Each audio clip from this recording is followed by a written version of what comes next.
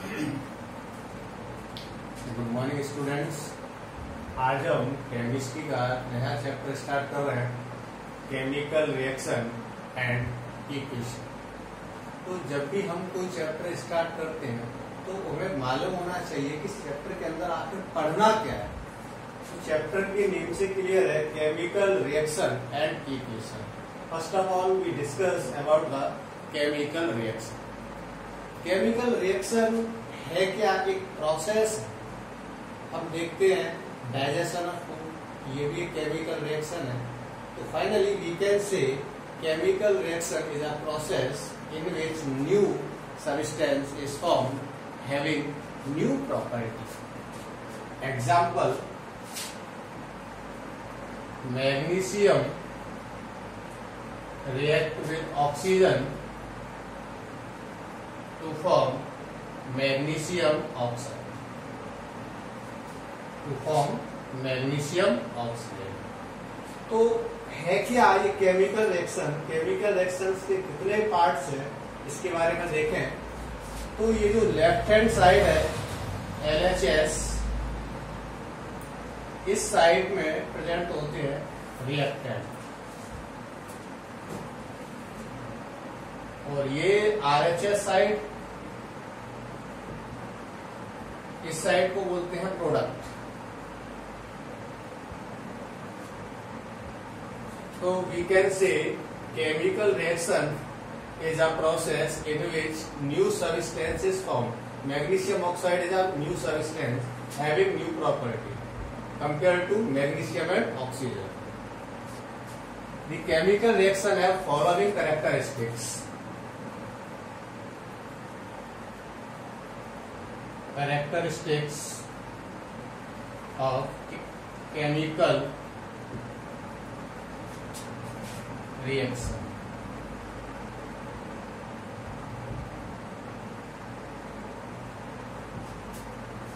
कोई भी chemical reaction होती है तो उसमें बहुत सारे चेंजेस आते हैं। First, change in state. Change in state. Second, change in temperature.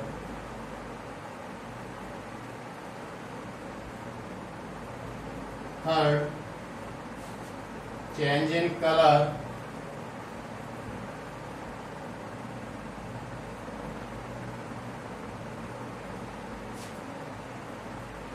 Change in state, change in temperature, change in color, and fourth,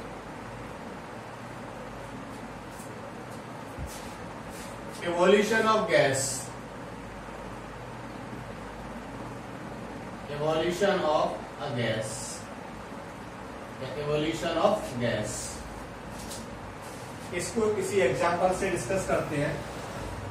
मान लिया कैल्शियम ऑक्साइड को जब हमने वाटर में डिसॉल्व किया तो बनता है कैल्शियम हाइड्रोक्साइड। इसको जब डिसॉल्व करते हैं कैल्शियम हाइड्रोक्साइड को वाटर के अंदर तो ये होता है पाउडर फॉर्म में। पाउडर फॉर्म, और कहीं कहीं सॉलिड फॉर्म भी आती है इसकी। जब इसको वाटर के अंदर डिसॉल्व करते हैं तो एक लिक्विड बन जाता है, एक सॉल्यूशन बन जाता है, इसको बोलते हैं हम कैल्शियम हाइड्रोक्साइड। तो इसमें देखते हैं तो इसके कंपेयर में यहाँ क्या होता है, टेम्परेचर इंक्रीज होता है। तो टेम्परेचर इंक्रीज हो रहा है, स्टेट पर चेंज हो रही है, और कहीं न कहीं इसके जब हम ऑब्जर्व करेंगे तो कलर में भी इसका चेंजेस आता है। तो इसके बाद में हमें पता चला कि केमिकल रिएक्शन क्या है।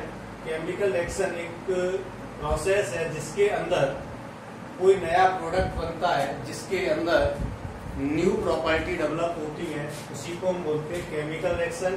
जिसके अंदर बहुत सारे चेंजेस मिलते हैं, स्टेट का चेंज होना, टेम्परेचर का चेंज होना, कलर का चेंज होना।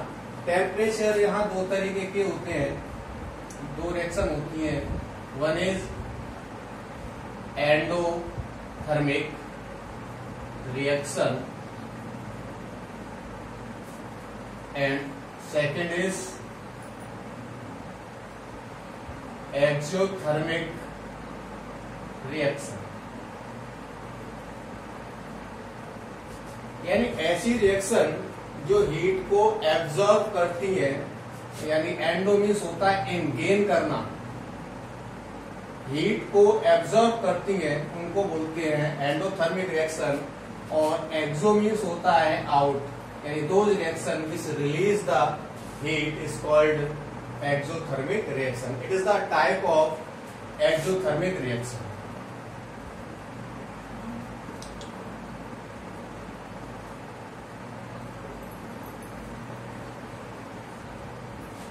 Exothermic reaction।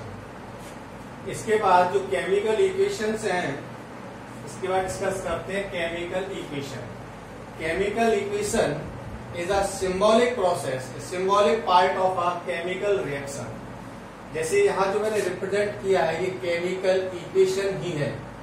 केमिकल इक्वेशन दो तरीके की होंगी,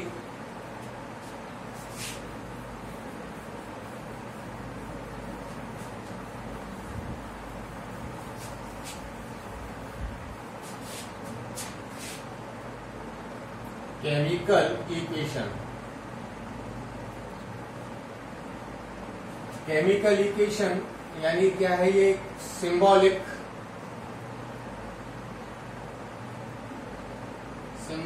फॉर्म और formula form of a chemical reaction.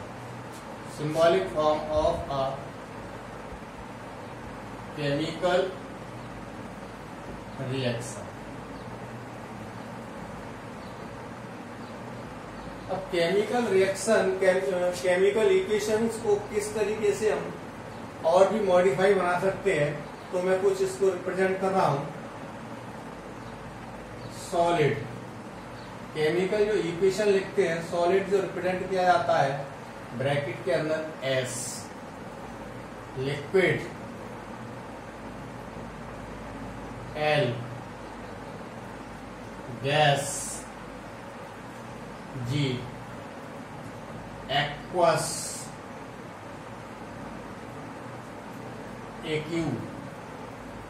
यानी वाटर के अंदर जब हम किसी सब्सटेंस को डिसॉल्व करते हैं तो उसको एक्वस बोलते हैं। नेक्स्ट पीपीटी यानी precipitate.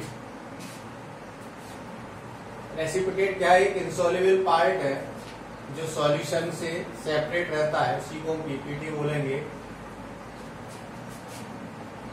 Next types of chemical equation.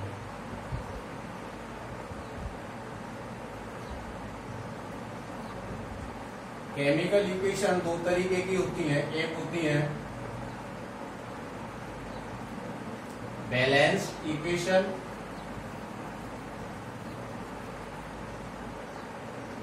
Second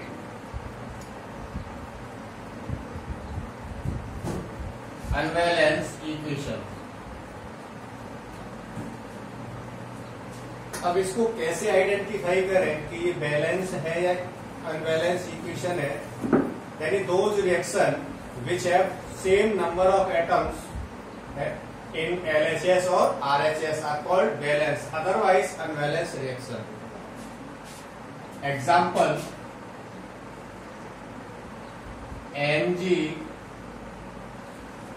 plus O2।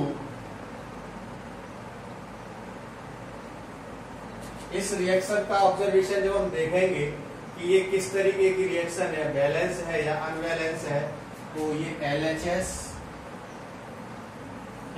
Side में जो रिप्रेजेंट किए जाते हैं वो बोले जाते हैं रिएक्टेंट।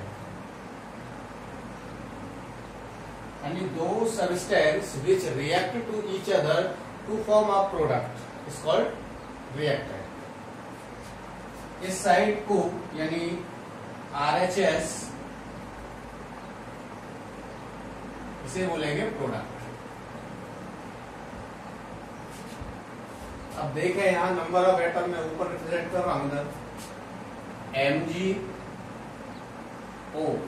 दो तरीके के मॉलिक्यूल्स हैं और ये साइड में ले रहा हूं LHS, इधर रिप्रेजेंट करूंगा RHS।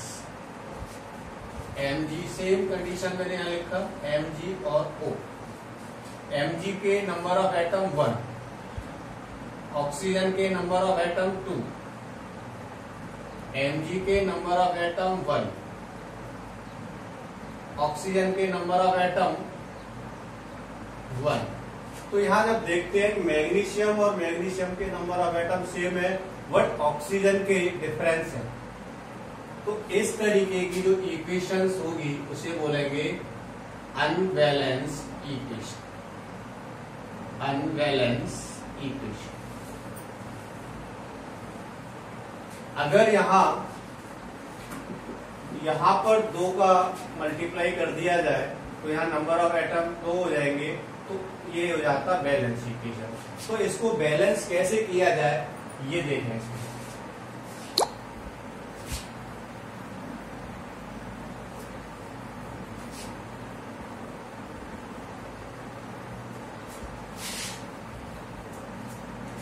देखें Mg plus O2 MgO, Mg1 Mg1, oxygen number of atom 2, oxygen number of atom 1। तो क्या करना होगा, इसमें 2 का मल्टीप्लाई किया, 2 का मल्टीप्लाई कर दिया, तो यहां हम देखेंगे जब इसमें ऑक्सीजन में 2 का मल्टीप्लाई हुआ तो मैग्नीशियम के नंबर ऑफ एटम कितने हो गए 2। इधर देखें जब यहां मैग्नीशियम 2 है, यहां 1 है, तो क्या करेंगे इसमें 2 का मल्टीप्लाई। अब ऑब्जर्व करें नंबर ऑफ मैग्नीशियम एटम 2, यहाँ पे भी 2, number of oxygen atom 2, number of oxygen atom 2।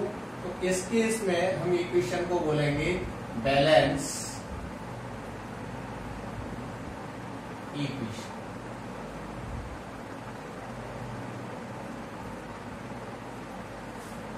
Balance equation. इसी में क्वेश्चन आता है, क्योंकि ये मैग्नीशियम ऑक्साइड है, question why we clean magnesium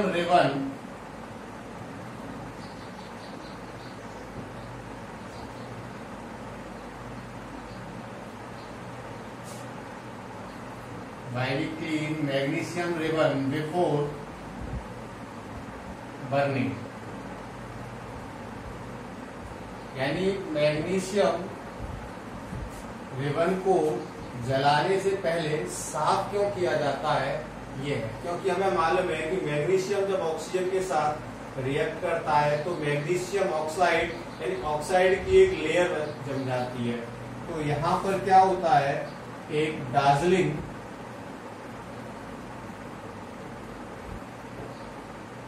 flame, या मैं इसको बोलूं bright light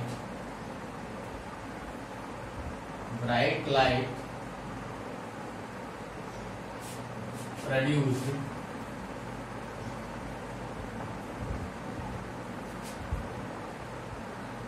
which is harmful our eyes। तो ये भी एक क्वेश्चन इसमें डिस्कस हो गया कि मैग्नीशियम के रिबन को पहले जलाने से पहले क्यों इसको साफ करते हैं। ठीक है, आगे का पार्ट इसी में देखेंगे कि केमिकल रिएक्शन को बैलेंस कैसे करें, क्या इसका और भी एग्जांपल हो सकता है, तो ये देखें।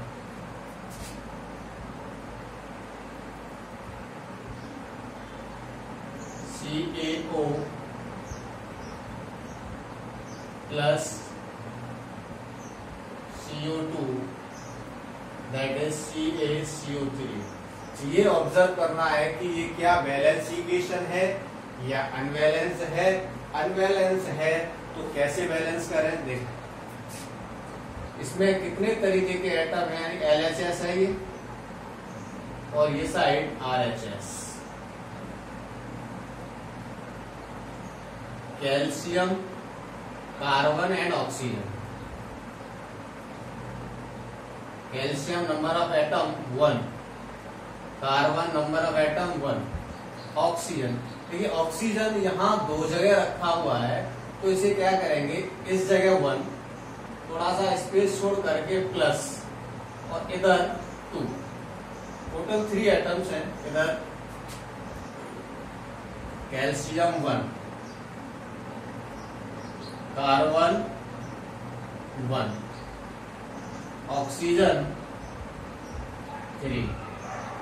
यानी अब इसको मैं इधर लिख रहा हूं, तो देखें